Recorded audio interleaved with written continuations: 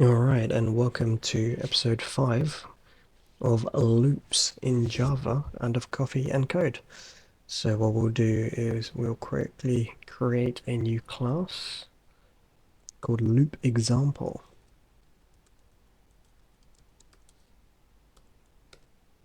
And as always, we'll have our public class created here. Okay, so I've done some prep before today to just generate some code. So first of all, let's just get rid of the class that's been created by default.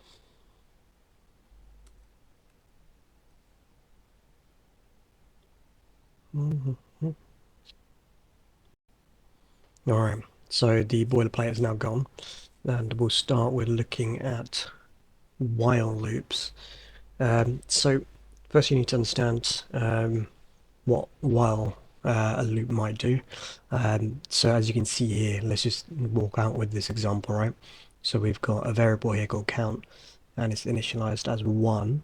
And then what we are checking here inside this while loop, that while the count is less than 5, less than or equal to 5, and we want to print out the count. And then, of course, we'll also increment that number. So it will first initiate this loop. And then, for example, here it'll print out the count as 1, and then it will add 1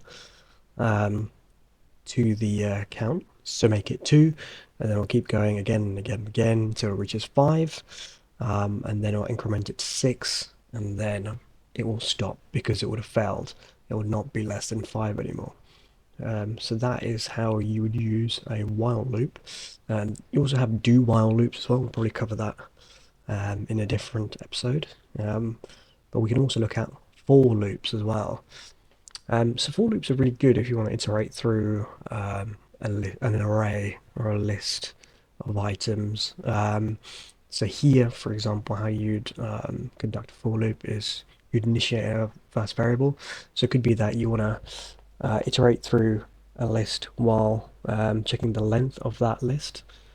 So what you do is you can initiate like I as 1 or I as 0 to be the first index in the list. And then as long as, I is less than the length of that array, for example, then you want to keep iterating through and printing out, each element in that array as an example.